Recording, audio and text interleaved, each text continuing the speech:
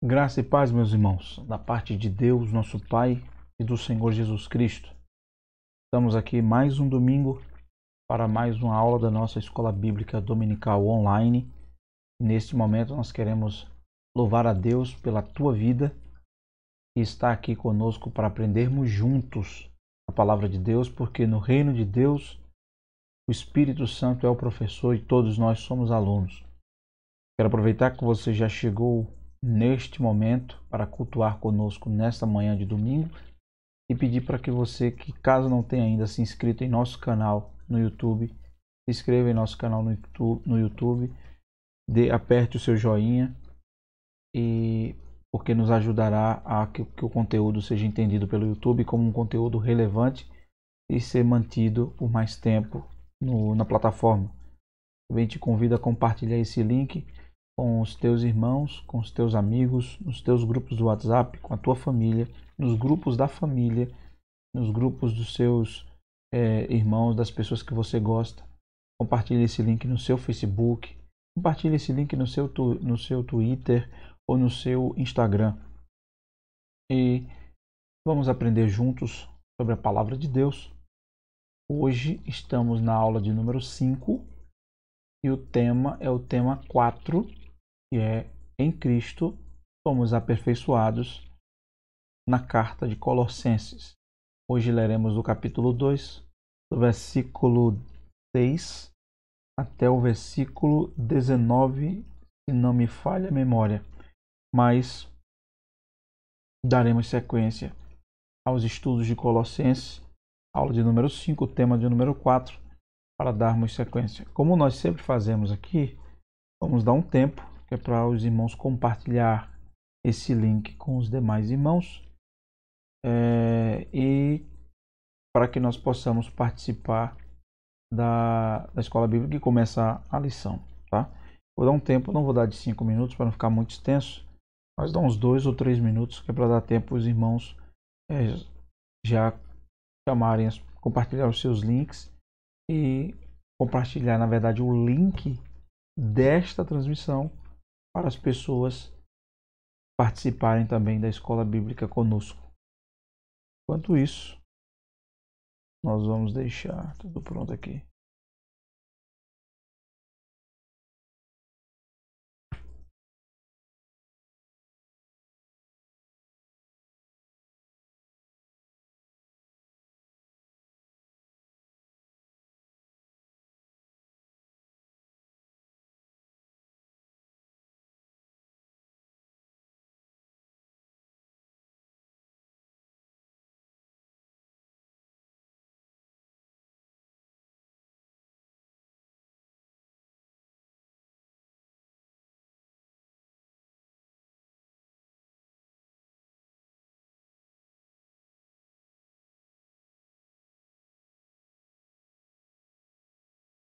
Glórias a Deus. Não, nunca foi sobre nós, nem sobre o que podemos fazer. É tudo sobre você, tudo para você, Jesus. Louvado seja Deus. Glória a Deus. E quem sou eu? Se não é uma benção, se não é lindo, viu? Louvado seja o nome de Jesus. Nunca foi sobre nós. Nunca foi sobre os nossos méritos. Nunca foi sobre o que nós podemos sentir e fazer e o que podemos fazer para ser salvação. Tudo foi sobre Ele, tudo foi para Ele. Tudo é dele. Louvado seja Deus. E a nós só nos resta agradecer. Obrigado, Jesus. Obrigado, obrigado. Que graça maravilhosa, que graça sublime, que graça majestosa. Cristo Jesus morreu na cruz por nós. Louvado seja o nome de Jesus. Graças a Deus. Irmãos, vamos começar a nossa escola bíblica dominical de hoje, orando a Deus pelas nossas vidas, agradecendo a Deus por esse dia maravilhoso que Ele nos concede e pelo privilégio, que privilégio, irmão. Irmãos, acordar todos os dias, sabendo que é um privilégio, o dom da vida é um privilégio de Deus. Ó, observe, irmão, faça um exercício que eu estou fazendo agora. Inspire, ó.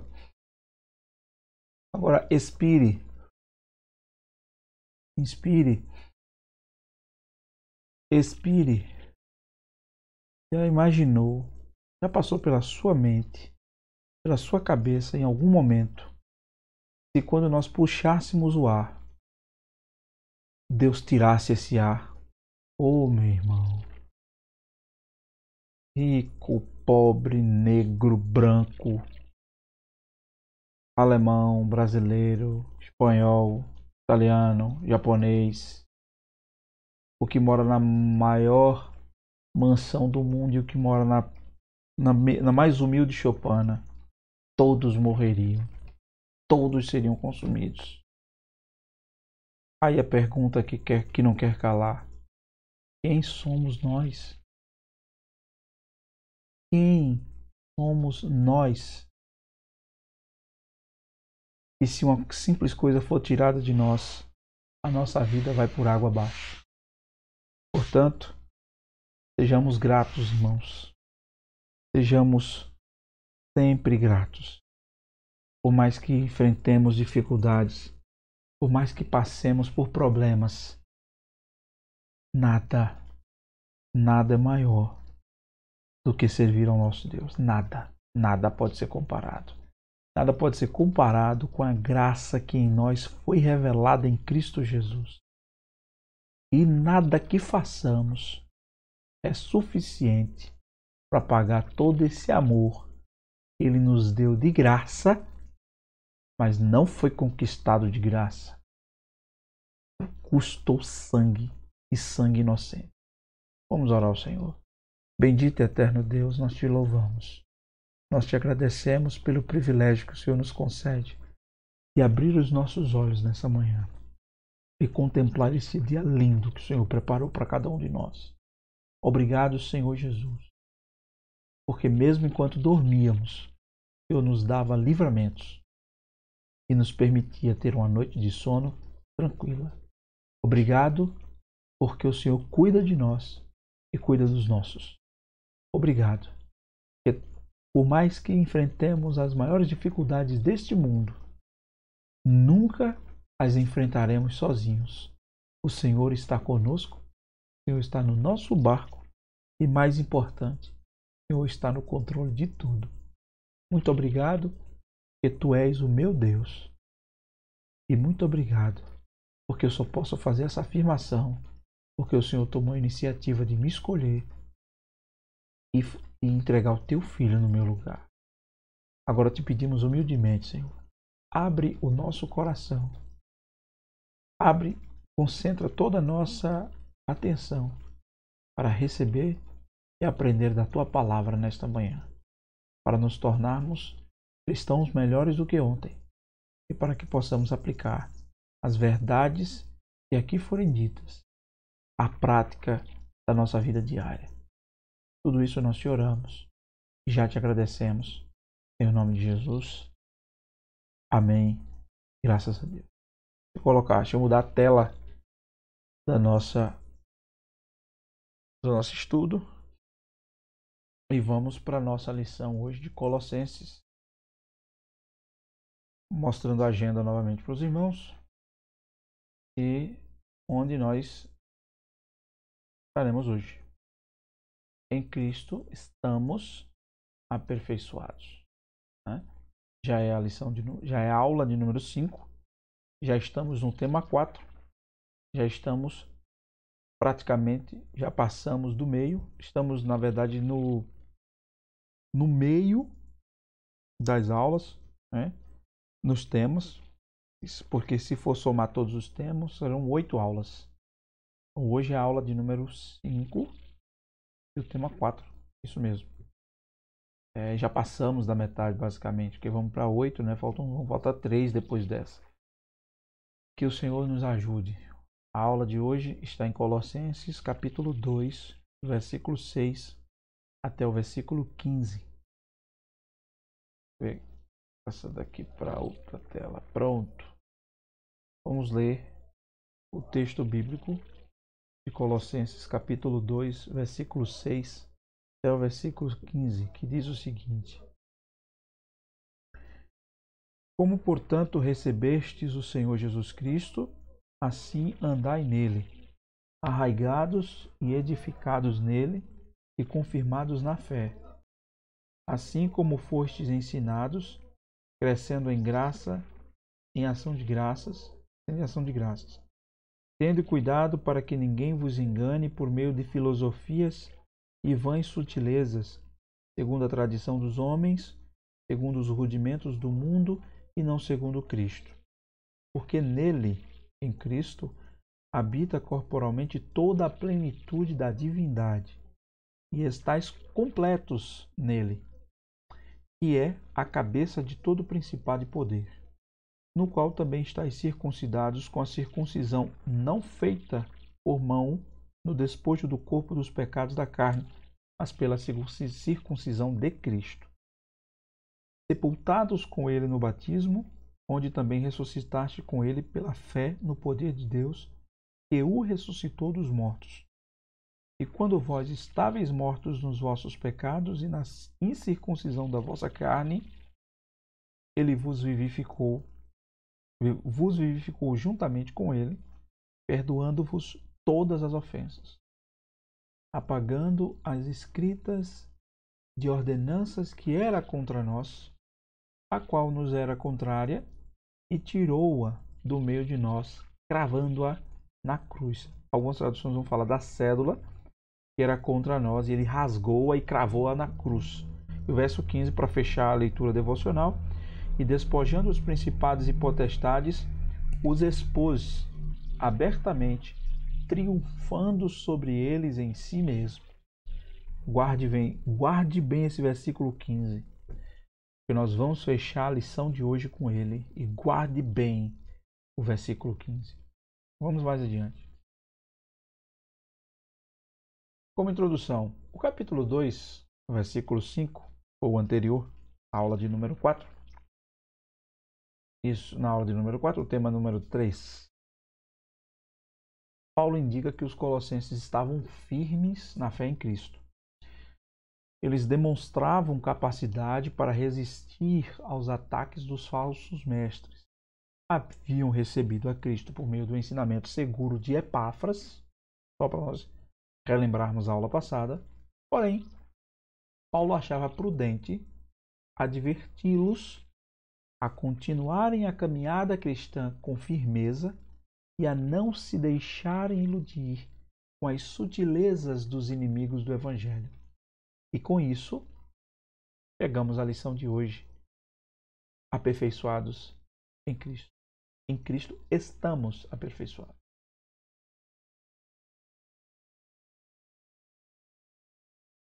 Versículos 6 e 7. O 7 ele vai usar termos bastante importantes para a nossa compreensão e que nós destacamos aqui na tela do slide. Arraigados, ou seja, nós estamos enraizados, né? Arraigados com ele. Estamos edificados, ou seja, ele é a base sólida e nós estamos edificados ele em Cristo. Em Cristo estamos enraizados, em Cristo estamos edificados, em Cristo estamos confirmados na fé e em Cristo estamos crescendo em ações de graça. São esses os termos que Paulo usa para os colossenses e que, consequentemente, também são aplicados para nós, todos aqueles que estão em Cristo Jesus. Então, para que nós possamos completar, Paulo diz assim, olha, no versículo 6, como, portanto, recebestes o Senhor Jesus Cristo, assim como o recebestes, andai nele, andai arraigados nele. E, cadê aqui, meu Deus? Andai arraigados nele. Andai nele, arraigados e edificados nele e confirmados na fé, assim como fostes ensinados, crescendo em ação de graças. Vamos lá. São esses os termos. Os cristãos em Colossos, Paulo usa que eles estavam arraigados, edificados, confirmados na fé e crescendo em ação de graças. E aqui uma reflexão para nós logo no começo dessa lição. Dirija a Deus a sua gratidão por tudo. E nós já falamos isso no começo, antes da oração. Ele tem feito por você e pelos tesouros de sabedoria e de conhecimento ao seu alcance em Cristo. Além de sermos gratos por tudo que Ele é, também devemos ser gratos a Deus todos os dias por tudo que Ele tem feito e pelos tesouros de sabedoria e de conhecimento que estão ao nosso alcance em Cristo Jesus. Louvado seja o nome de Jesus. Versículo 8 a 10, Paulo vai fazer um alerta aos colossenses que cabe muito para nós, principalmente em relação aos ensinos que nós estamos sendo surpreendidos a cada dia e que muitos cristãos, principalmente de linha pentecostal, têm se deixado levar, mas como se fosse verdade, mas que por falta de conhecimento bíblico, eu não falo nem teológico, porque falar de conhecimento teológico no meio pentecostal de periferia é o mesmo que ser demonizado. Porque para muitos dos grupos pentecostais que estão na periferia, conhecimento teológico é significado de frieza espiritual, o quando isso não é verdade. Mas, infelizmente, temos que ter cuidado de tocar nesse assunto para que eles também possam parar para refletir e que, por falta de conhecimento bíblico, eles têm se deixado levar por teologias, por ensinamentos que são completamente contrários à verdade do Evangelho, ao Evangelho puro e simples e às Escrituras Sagradas. Em 2:8 a 19, Paulo faz algumas advertências aos colossenses quanto ao perigo de serem levados pelos falsos mestres.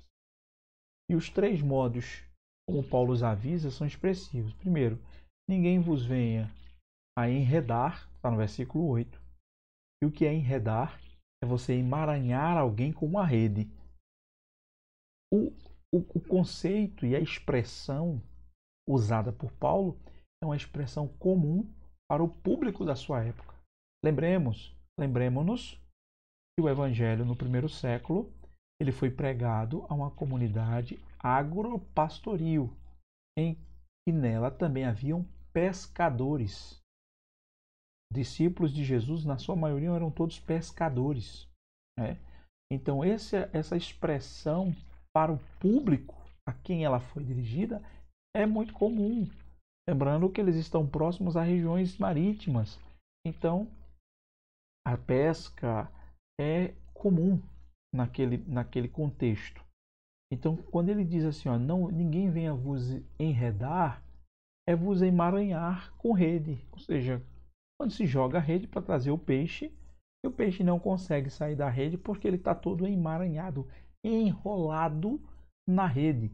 Então, quando Paulo diz ninguém venha vos enredar, ele usa uma expressão conhecida para que fique fácil aos seus leitores entender o que ele está querendo dizer com essa alegoria, com essa figura de linguagem, com essa alegoria, né, para deixar claro que ninguém vos enrole, né, ninguém vos emaranhe com falsos ensinamentos. Só que, veja, para que você jogue a rede e o peixe seja pego, ele está passando de forma tranquila. E a rede o pega de sopetão e ele não consegue sair daquela rede. O ensinamento errado, ele não vem declaradamente como errado. Porque se fosse assim, você identificaria ele muito fácil. Claro, aqueles que costumam ler, se debruçar para entender a Bíblia Sagrada, eles terão menos riscos de serem enredados.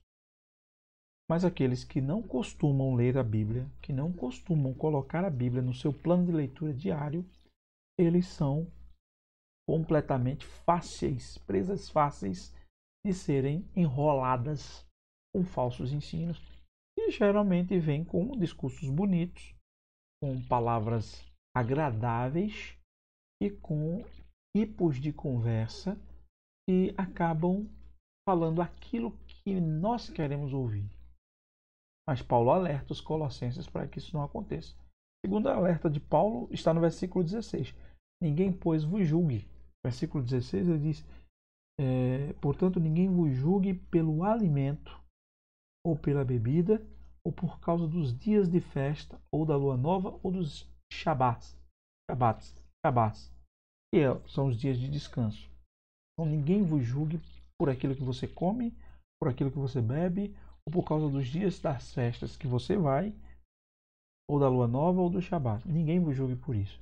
E terceiro alerta que ele faz aos colossenses é: ninguém se faça árbitro contra vós. O que é um árbitro? Vai haver uma luta, o adversário está no lado A, o outro adversário está no lado B, e no meio está o árbitro, que é aquele que regula a luta entre os dois oponentes, dizendo as regras, quem pode fazer alguma coisa, o que é proibido, o que é permitido, e ele regula para determinar como é que está acontecendo a luta para evitar que as regras sejam infringidas. Então, o Paulo vai fazer um alerta para que nós não nos façamos árbitros contra os outros. Colocar para dizer o seguinte: opa, você está fazendo errado, opa, você está fazendo certo. A regra é assim, a regra não é assim. Paulo não pede para que ninguém seja fiscal da vida do outro. Ninguém vos domine a seu bel prazer com pretexto de humildade ou culto dos anjos, metendo-se em coisas que não viu, estando inchado na sua mente carnal. É o texto, na minha tradução, que diz no versículo 18. Paulo é categórico: ninguém se faça árbitro contra vós outros. Ou seja, não seja fiscal da vida do outro, porque nós não fomos salvos em Cristo para isso. Nós fomos salvos em Cristo para viver a nossa vida em novidade de vida e não nos colocar como fiscal do outro. Devemos nos colocar de prontidão para orar, ajudar e estender a mão ao outro. Mais adiante. Versículo 8. Paulo faz um alerta sobre a filosofia, a deficiência da filosofia. Paulo aponta com precisão a presença do falso ensino em Colossos. O perigo de a igreja ser contaminada era grande e por isso adverte: cuidado, fiquem de prontidão, porque correm o risco de serem presos como numa rede. Versículo 8. Isso. Tende cuidado para que ninguém vos engane por meio de filosofias e vãs sutilezas, segundo a tradição dos homens, segundo os rudimentos do mundo e não segundo Cristo. O erro veio em forma de filosofia. E aí nós precisamos deixar um destaque importantíssimo. A filosofia, que é o amor à sabedoria, não é má em si mesma. Se nós dissermos que a filosofia é ruim, nós estamos contradizendo as escrituras. Até porque o maior sábio, o que mais usou filosofia, tem seus registros na Bíblia Sagrada e é considerada a palavra de Deus, e é a palavra de Deus. O sábio Salomão, né? A filosofia não é má em si mesma. E Paulo não está condenando ela aqui. São dois adendos importantes, dois destaques importantes. Mas o que Paulo está advertindo é quanto a um sistema religioso que foi inventado pelos homens e que consiste de sutis e fúteis especulações. E o campo de ensino que trabalha com especulações em pensamentos é a filosofia. Então Paulo vai usar o termo filosofia para condenar veementemente os ensinos que são baseados em especulações. E aqui você vai dizer: Linaldo, isso é muito longe do meu conhecimento, eu não sei o que é isso. Irmãos, sabe o que é especulação? Vamos usar vãs filosofias. E aqui eu vou usar exemplos bem simples para que os irmãos consigam entender. O que pode ser um sistema de ensino religioso inventado pelos homens que consiste de sutis e fúteis especulações. Sabe, são ensinos baseados em revelamentos ou sonhos de que vocês não podem usar determinado tipo de roupa porque o pastor sonhou ou ele foi no céu através de um sonho ou revelação e lá o anjo falou com ele que só entraria no céu quem usasse saia, mulher, e homem estivesse de calça. Isso aí são especulações que não são amparadas na Bíblia Sagrada. Muito pelo contrário, isso aí são afrontas ao que diz as Escrituras. Outro avanço, filosofia, sutileza total e sem nenhum crédito nas Escrituras. É você fazer com que os sonhos e as revelações pessoais virem doutrina bíblica. Isso acontece muito no meio pentecostal. Muito no meio pentecostal. Em que a doutrina da igreja passa a ser fundamentada em cima das revelações que seus líderes têm. E as revelações assumem o lugar e a primazia das escrituras sagradas. E isso acaba contrariando completamente o que diz a Bíblia. E aqui o texto, quando ele fala de filosofia, ele vai falar de muito conhecimento, sabedoria, e especula sobre o Evangelho e que acaba virando conhecimento e que acaba virando doutrina. Como, por exemplo, o gnosticismo é um tipo de filosofia, é um tipo de ensino religioso filosófico que, com base em que o homem está liberto dos seus pecados quando ele eleva o seu entendimento, o seu pensamento em relação aos outros homens. Então, ele acaba sendo Deus de si mesmo. E isso é prejudicial e contraria as Escrituras Sagradas. Porque o homem não tem como ser Deus de si mesmo se ele está morto nos seus delitos e pecados. Então não tem como ser amparado o ensino desse com as Escrituras Sagradas. Então Paulo manda aos Colossenses terem muito cuidado para que eles não fossem surpreendidos ou pegos como se estivessem numa rede. E que rede é essa? As especulações, os ensinos filosóficos com base em especulações, com base em pensamentos, em ideias das pessoas que estão ensinando e que aparenta muitas vezes ser as Escrituras, mas não são as Escrituras. Por isso que a Bíblia vai dizer: provai e vede se os Espíritos são de Deus, para que nós possamos estar sempre atentos com o discernimento do verdadeiro Evangelho. E para isso temos que fazer o quê? Ler as Escrituras Sagradas. Versículo 9 a 10, Paulo diz: olha, vocês não precisam de vãs conhecimentos, o versículo até o 8, né? Não precisam ser enredados como rede, porque Cristo é suficiente para vocês.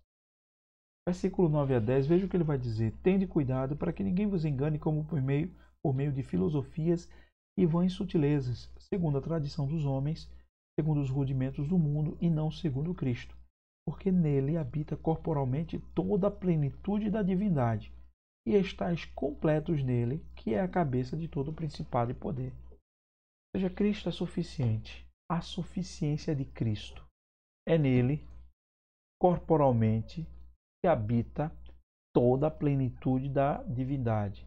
Nele estáis aperfeiçoados. Ele é o cabeça ou a cabeça de todo principado e potestade.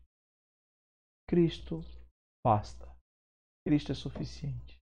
Não precisamos de rodeios, não precisamos de subterfúgios, não precisamos de argumentos filosóficos, não precisamos de revelações ou sonhos e visões para fundamentar a nossa fé cristã. Ela já existe e ela é Cristo. Cristo é suficiente. Não precisa de outro argumento, não precisa de outra coisa. Cristo é suficiente.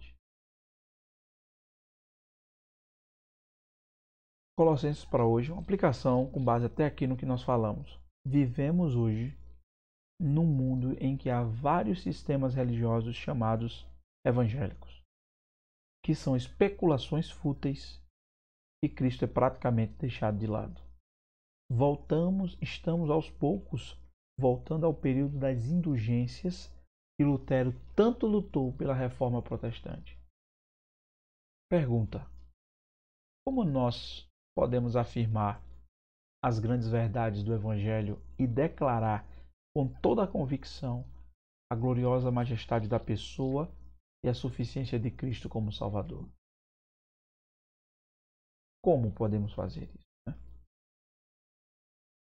Seguimos. A obra redentora de Cristo, ela é excelente.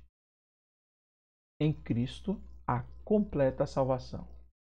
Ele vai usar o termo fostes circuncidados. Veja que coisa linda. Versículos 11 e 12.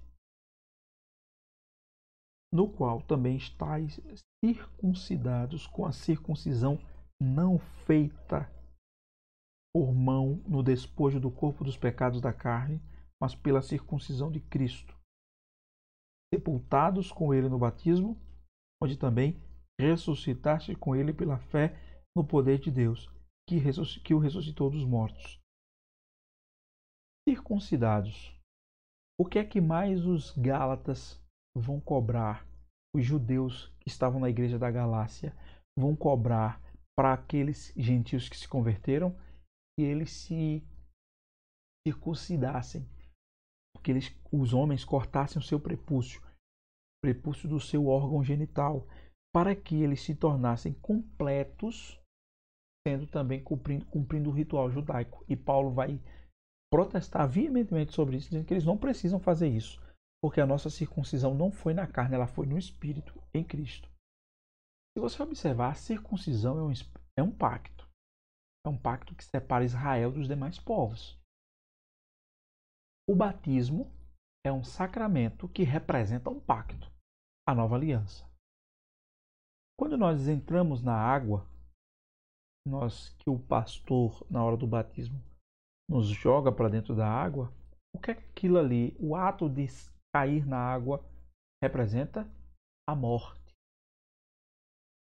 E quando nós levantamos da água, acontece o quê? Qual é o movimento? Esse movimento representa o quê? A ressurreição. Veja o que Paulo vai falar aos Colossenses aqui, que nós fomos circuncidados não pela mão do homem, não pelo pecado do homem, não feita pela mão no despojo do corpo do pecado da carne, mas pela mão de Cristo. Ou seja, nós fomos separados, circuncidados com a circuncisão do coração, quando Cristo, pelo seu sangue, nos purificou de todo o pecado. Então, nele morremos, batismo, e nele fomos ressuscitados. Ou seja, quando Cristo entrou em nós, nós fomos literalmente batizados, morrendo com ele e ressuscitando nele para a vida eterna. Então, não tem como essa salvação ser incompleta, meu irmão, porque ela é perfeita. Ela é perfeita e ela é eterna. Por isso que nós precisamos sempre enfatizar, irmãos. Não existe essa de perder salvação para aquele que nasceu de Cristo. Não tem como. Porque quem nasceu de novo não aceitou, não recebeu salvação de homens, mas foi a perfeita salvação de Deus em Cristo Jesus. Quando Paulo diz, quando João Batista, o Batista quer dizer que ele batizava, quando João diz que ele veio para anunciar, né, aquele que viria depois dele era muito mais poderoso que ele, porque ele batizava com água, mas quem viria depois dele batizaria com o Espírito Santo e com fogo. E os pentecostais, de forma leiga, deturpada, colocaram que esse batismo que João está se referindo é o batismo em línguas estranhas. E o texto não está dizendo isso. Batizar com o Espírito Santo e com fogo, ele está usando o Espírito e o fogo, o elemento do fogo, para purificação. para a purificação do pecado. Ou seja, ele vai batizar com o Espírito Santo e com fogo, ou seja, você vai ser purificado, você vai morrer no seu pecado através da morte de Cristo. O sangue de Jesus vai purificar o nosso pecado, ou seja, o sangue de Jesus como um fogo vai purificar o nosso pecado e nós ressuscitaremos em Cristo. E quem é que vai passar a habitar dentro de nós nesse ato de batismo? O Espírito Santo. É desse batismo que João Batista está falando. E é esse batismo que todo aquele que foi escolhido por Deus e que responde com a salvação, com a conversão, levantando a mão dizendo: eu quero Jesus como Senhor e Salvador da minha vida, este que fez esse ato e que recebeu esse Cristo, ele já foi batizado com o Espírito Santo e com fogo. Simples. Línguas estranhas é dom. Está lá em Coríntios. É dom, não é batismo. Venha para ser batizado. Comece a enrolar a língua e fale em mistério, fale em língua. Dom, não é batismo. O batismo acontece na salvação. Porque é nele que você morre e nasce. E quando você nasce, é selado com o Espírito Santo. E esse Espírito Santo passa a habitar dentro de você. E a partir deste momento, você é uma nova criatura, novidade de vida, coisas velhas passaram, eis que tudo se fez novo. Acabou. Em Cristo há completa salvação. Diga um amém de onde você estiver aí. Agora eu vou fazer igual aos pentecostais. Agora eu vou me encher no mistério. Eita, agora eu vou me encher no mistério. Dê um glória a Deus onde você estiver. Dê um amém, porque essa mensagem, sim, ela é digna de você chorar, de você glorificar, de você se emocionar, de você levantar a mão para o céu e louvar, de você gritar, de você extravasar, porque você foi salvo não pelo homem, você foi salvo da morte para a vida eterna em Cristo Jesus. A salvação em Cristo, ela é completa, meu irmão. Glorifica o nome de Jesus. Em Cristo há completo perdão. Versículos 13 e 14. E quando vós estáveis mortos nos vossos pecados e na incircuncisão da vossa carne, vos vivificou Deus, vos vivificou juntamente com ele Cristo, perdoando-vos todas as ofensas, apagando a escrita de ordenanças que era contra vós, a qual nos era contrária, e tirou-a do meio de nós, cravando-a na sua cruz. Ou seja, a cédula de condenação para o inferno que pesava sobre nós, ele tirou de nós, cravando ela onde? Na sua carne, lá na cruz. Nenhuma condenação há para os que estão em Cristo Jesus. Paulo já disse lá em Romanos capítulo 8. Não tem perdoados, justificados. O que o diabo falar para você, o que você fez, jogue na cara dele. Eu fiz, mas eu fui perdoado. E nenhuma condenação há para aqueles que estão em Cristo Jesus. Aqui Paulo aborda a mesma verdade que expôs nos 2 versículos anteriores, mas de uma perspectiva diferente. No capítulo 2, versículo 11 e 12, ele enfatizou que a salvação é completa a parte de qualquer prática ou ritual.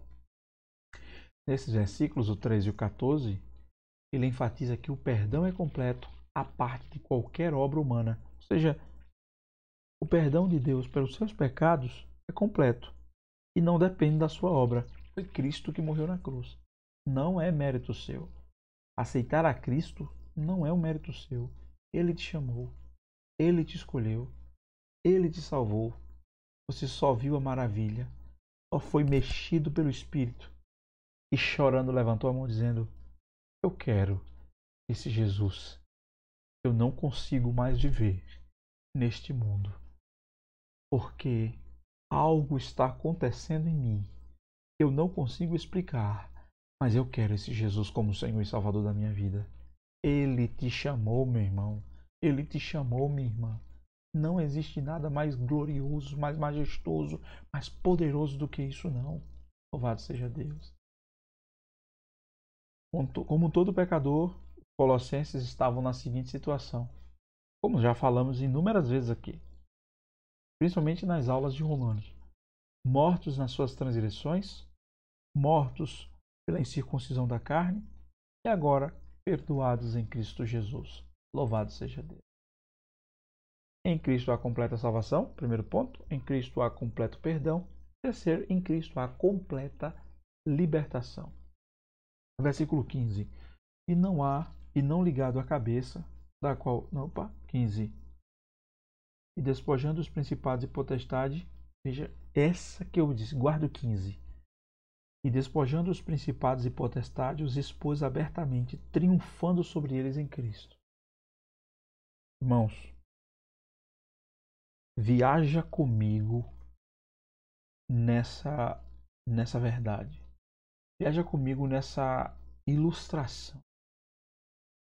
O romano, ele tinha um costume de, quando ele ganhava uma guerra, quando ele conquistava um povo, ele voltava com esses conquistados, com esses escravos,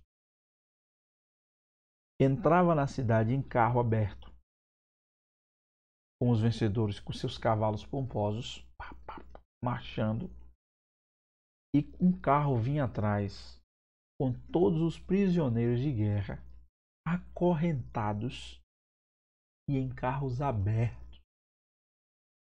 E os romanos entravam com eles na cidade, expondo eles, os vencidos, os escravos, abertamente, triunfando sobre eles.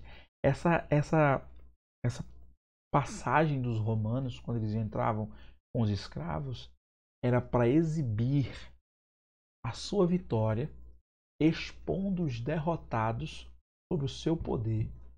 Eles vão andando como quem diz assim, estão olhando para trás, nós conquistamos a terra deles, e eles vieram como nossos escravos. E eles eram exibidos, acorrentados, para todo mundo ver, envergonhados publicamente. Paulo vai fazer essa mesma ilustração para mostrar o que Cristo fez com o nosso pecado, irmão. Ele vai falar o seguinte, no versículo 15, e ele despojou os principados e potestades, ou seja, o reino das trevas que triunfava sobre nós quando nós estávamos mortos nos nossos delitos e pecados. A morte de Cristo na cruz, eu me arrepio todo falando isso. A morte de Cristo na cruz e a sua ressurreição representou essa procissão, essa ilustração que Paulo está falando aos Colossenses. O reino das trevas que dominava sobre a nossa vida foi subjugado pelo poder de Cristo. Cristo está sobre ele. O ato de Cristo na cruz nos tirou das garras dele, das garras dos reinos das trevas. Cristo é o nome que está acima de todo nome, ou seja, ele reina sobre o reino das trevas e ele exibe o seu domínio e o seu poder sobre esse reino, de forma que esse reino fica completamente envergonhado diante do poderio de Cristo. Eita, glória a Deus, ele nos tira das trevas de uma tal forma que ele nos leva no seu poder e exibe o derrotado para todo mundo ver. E como é que ele exibe isso? Através da tua vida nova. Você nasce de novo e ele, com a tua vida, ele mostra que ele faz com que a tua nova vida exiba a sua vitória sobre as trevas. E as trevas fiquem envergonhadas e jogadas para trás e colocada em último plano e exposta a sua vergonha para todo mundo ver. Sabe o que isso representa, irmão? Mostra que tua vida nova, que aquilo que ele fez na tua vida e na minha vida, faz com que você olhe para as trevas e diga assim: maior é o que está em nós do que o que está no mundo. Ele exibe com a tua vida que ele venceu a morte, ele venceu o reino das trevas e que ela está publicamente envergonhada. E por isso que quando as pessoas olham para você e dizem assim, quem era você no passado? Quem era você quando fazia tal e tal ato? Quem era você que era tão ruim, que fazia tanto mal, que afrontava a verdade, que afrontava a Deus com as suas ações, que não honrava seus pais, que roubava, que matava, que tirava do pobre, que tirava da viúva, que usurpava, que tirava vantagem sobre as pessoas? Quem era você? Quando as pessoas começam a dizer isso, começam a mostrar que o que Cristo fez na tua vida envergonha as trevas. Você não está mais sob o domínio da morte. Você agora está nas mãos de Deus e dominado pelo Espírito de Deus, irmão. Paulo vai fazer essa figura para mostrar que o ato de Cristo é uma verdadeira exibição da derrota de Satanás e do fracasso do reino das trevas. Os escravos acorrentados são os príncipes do mal, são os filhos das trevas, o reino das trevas, e você está liberto dele para a glória do nome de Jesus. Louvado seja Deus. Em Cristo a completa libertação. Paulo a usou para indicar que as forças espirituais que escravizavam os homens foram derrotadas em Cristo. E além de derrotadas, a sua derrota foi exposta para todo mundo ver. Ele as despojou do seu governo e as desmascarou. E até sobre a morte e sobre as trevas é Cristo quem tem o domínio sobre isso. Aplicação Colossenses para hoje. A cruz é a vitória de Cristo sobre todos os sistemas religiosos que supostamente pretendiam oferecer um caminho para Deus, quando na realidade conduziam ao extravio. Por que se diz por aí que todos os caminhos levam a Deus? Pode-se concordar com isso? É verdade, é fato que você tem que concordar com isso. Só há um caminho que leva a Deus. O nome dele é Cristo Jesus. Jesus Cristo de Nazaré. Conclusão. Para fechar, Paulo vai dizer aos Colossenses: vão em frente, porque em Cristo vocês estão arraigados, edificados e confirmados na fé e crescendo em ação de graças. O cristão entrou num mundo novo por intermédio da morte e da ressurreição espiritual. Está em Cristo e por isso livre da tirania e do fardo do pecado e livre igualmente de todos os sistemas religiosos que reivindicam poder para salvar. Louvado seja Deus. Cristo é o caminho que conduz a Deus. Qualquer adição ao seu evangelho apenas diminui. Qualquer coisa que a gente coloque no evangelho, até eu disse que ia falar sobre ensinamentos. A gente coloca os termos judaicos ou as festas judaicas adicionadas ao evangelho, nós estamos querendo diminuir Cristo. Quando nós colocamos preferências humanas e ensinamentos humanos no lugar da Bíblia Sagrada, estamos diminuindo Cristo. Quando dizemos que é o homem que busca a salvação, nós estamos diminuindo Cristo. Quando nós dizemos que nós estamos lutando pela nossa salvação, ou seja, para sermos salvos ou para nos mantermos salvos, nós estamos diminuindo Cristo.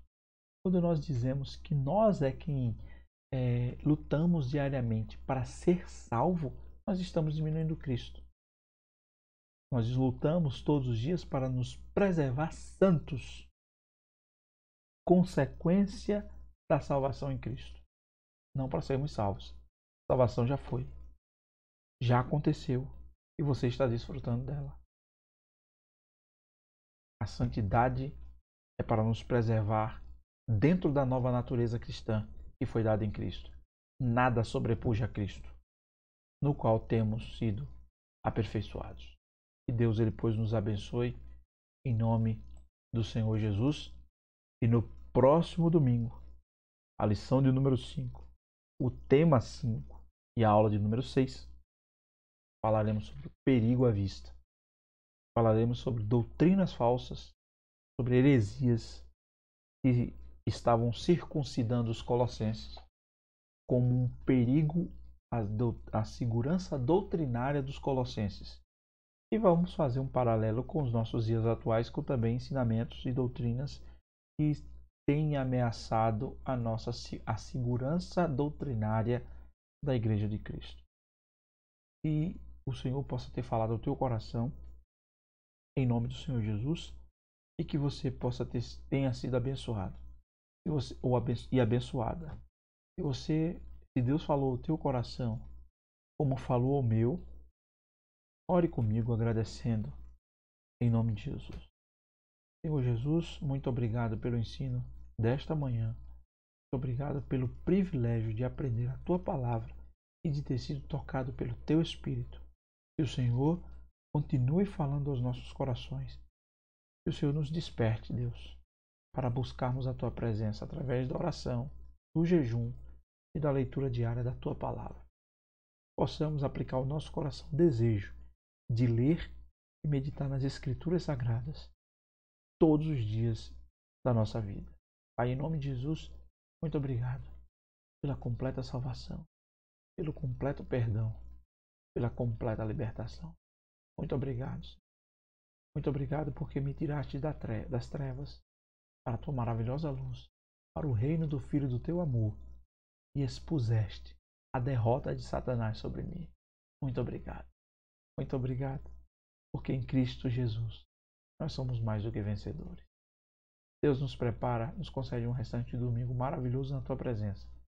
Nos prepara para logo mais o culto à noite, para adorarmos o teu nome e enaltecer a tua grandeza. Para a glória do teu nome, Deus, nós te oramos e desde já te agradecemos. Em nome de Jesus. Amém. E que Deus nos abençoe em nome de Jesus e que você possa dizer um amém. Que Deus nos abençoe em nome de Jesus.